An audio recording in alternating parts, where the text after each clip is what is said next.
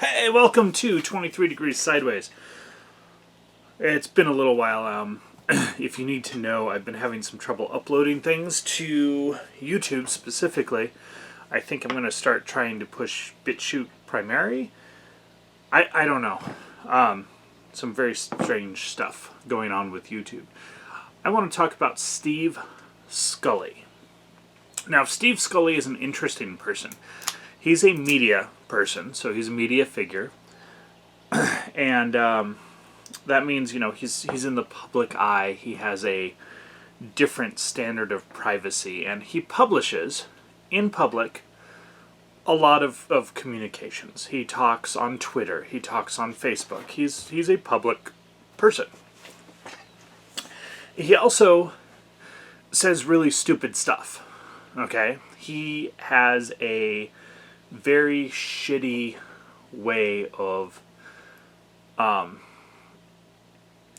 saying things first and then trying to think about them. Some people say that Donald Trump does this, and I think that is sometimes true. I think Donald Trump definitely does sometimes tweet first, think later. But I think with Trump, a lot of times it's actually a stream of consciousness sort of tweet. So, slightly different. Steve Scully, he says stupid shit on a fairly regular basis, and he gets called on it, and some of the stuff he says is really, really bad. Really bad for others.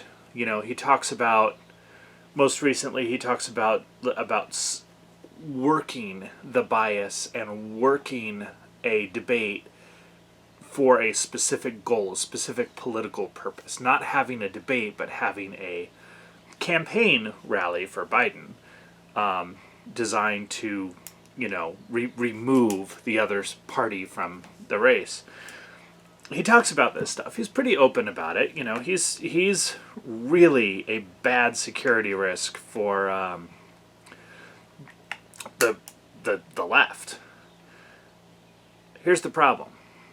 Every time he says something really fucked up, really stupid, and he gets called on it, he claims that his account got hacked. He makes this claim on a fairly regular basis. He's been making this claim off and on pretty much every time he said something really stupid since 2012. Okay? This has been going on for 8 years. The guy hasn't figured out two-factor authentication, a password more complicated than 1, 2, 3, 4, 5, or he's lying. And, he is lying. If people really did hack the DNC or the presidential debate moderator account, they wouldn't have said something stupid like, oh, hey, let's engineer it so Biden wins. They would have been all over the place, okay? This is not a hack. Oh. So what's the problem with Steve Scully? Why am I talking about this? The reason I'm talking about this is the FBI, the establishment state, whatever you want to call the shadow government, the deep state, the administrative state, the professional government, whatever it is, it's the establishment state. And when someone like Scully says for the 7th, 8th, 12th time, oh, I've been hacked. He thought he was sending a private message, he made a public tweet. So, yeah, oops. It's like emailing your department instead of one person. Everyone's done that at some point. Oops. If you're not face to face, don't say it if you don't want someone else to hear it. You got to be really careful about that shit. So the FBI is now investigating. They're opening a criminal investigation. They are covering for him. And this is the part that really kind of tweaks me a little bit. All right, I have friends who are in government. I've had friends. I've been in government. I've had friends who deal with intelligence agencies. I've had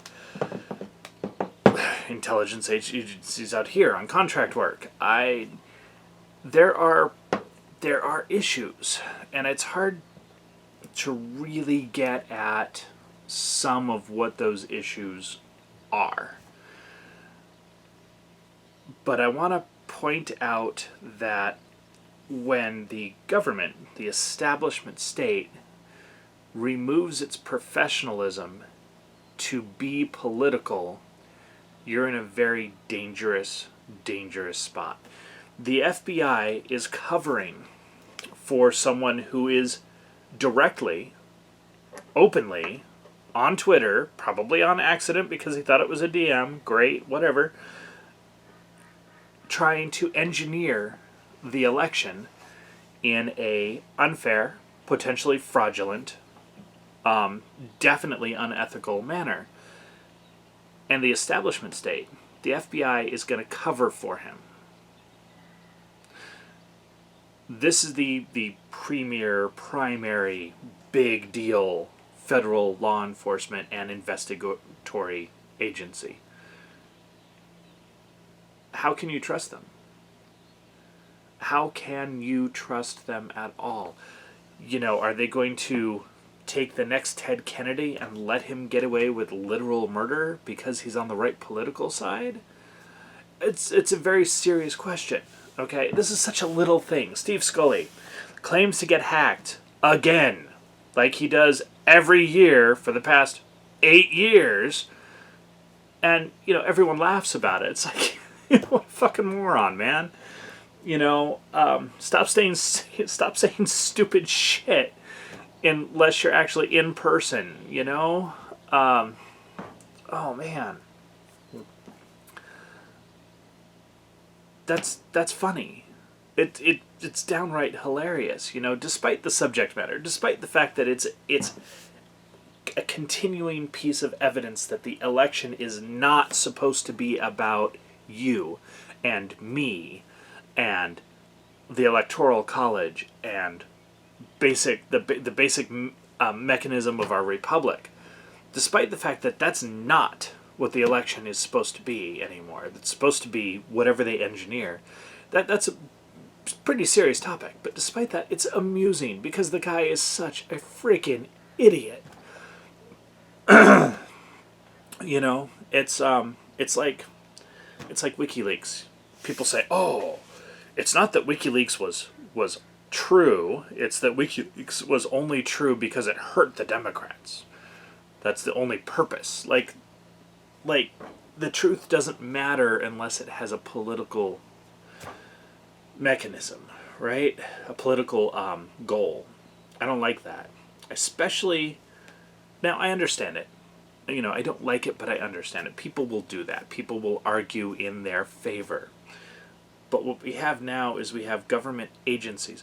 Not just little agencies. We're not talking about the post office fucking up my packages on purpose starting the day after the news reports broke. You know, everything was fine all through the coronavirus pandemic panic until the news media got involved. And then all of a sudden the post office starts dropping packages in water, crushing them, running them over. I've had tire tracks on packages.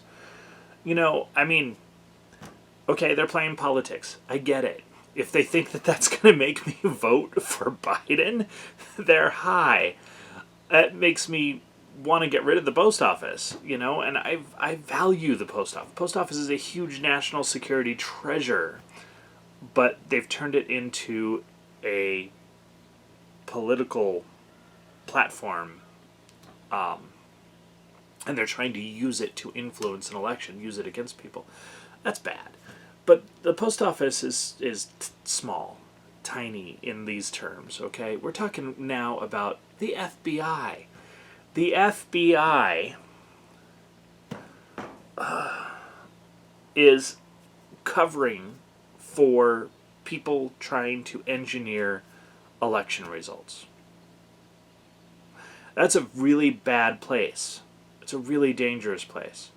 And I have a couple people who I really wish would see this video, probably won't, and I want to ask them some questions. Like, how do you work with that? How do you go to work? How do you support that? I get the religious faith and legalism as a as a moral concept, right? I get it. Everyone has faith. But how do you go to work? How do you deal with that? You know? It's kind of like the Whitmer plot. Now, I'm not advocating for anything that the anarchists involved in the Whitmer plot were trying to do. Okay, but you do have to ask yourself a question, because the report is that they're using illegal means. They're going against the law. We have mechanisms in place to handle government problems, and we should use those. And going and being rebels is just a horrible idea. And okay, I have two questions about that. The first one is, why is it okay if you're Antifa or BLM? They're murdering people, they're beating people up, they're out there. Why is that okay? Why does that not go to the ballot box? And the second question is, what do you do when the governor refuses the law? This is a very valid question. Okay, Whitmer shut down the legislature. Okay, you can't deal with her through the legislature. She's shut down. She's investigating and trying to make illegal recall ballots. A group gets together and gets 540,000 signatures for a measure to remove the emergency authority. And her response is to start a criminal investigation. She's not going to let it go forward. The courts tell her, nah, this is bad. And she's like, I don't care. I'm going to do it anyway. So what do you do? What do you do? Is she going to allow an election? You just use the ballot box. Sure, you use the ballot box. If you're allowed, if you're permitted. This is a woman who literally would not let people plant gardens to grow food. People died because they were denied all non-ER medical care. Whitmer takes everything that the left says Donald Trump is doing and does it. Like it's like her playbook. So you have to ask yourself this question about the kidnap plot. It's not an assassination plot, it's a kidnap plot. What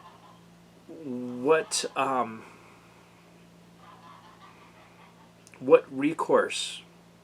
This is just a question. I'm not suggesting anything, but what recourse do they have when she won't deal with the courts? She won't deal with, there's nothing there. You can't stop her unless someone, some sheriffs have said, no, we won't enforce any of this anymore. That's great. That's cool. That's awesome.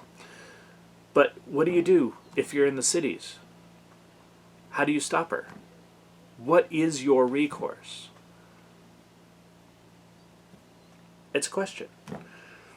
Now, back on topic, how much trust can you have in the core agencies of justice, investigation, enforcement, the people you're supposed to trust in the government, the people who are supposed to be above politics, the FBI? How much trust can you have in the FBI if they're covering for people like Steve Scully for political gain? Steve Scully is small potatoes, man. But if I can't trust you with something as small as that, okay, what can I trust you with? And that, my friends, is a very difficult question, especially for someone like me, who's honestly an imperialist. What's your trust level? Who can you trust? And can you trust your government to play fair? Can you trust your government, the non-elected enforcement agencies, investigative agencies, to play fair with an election? Right now, the apparent answer is no. That's a really scary thing. Stay sideways.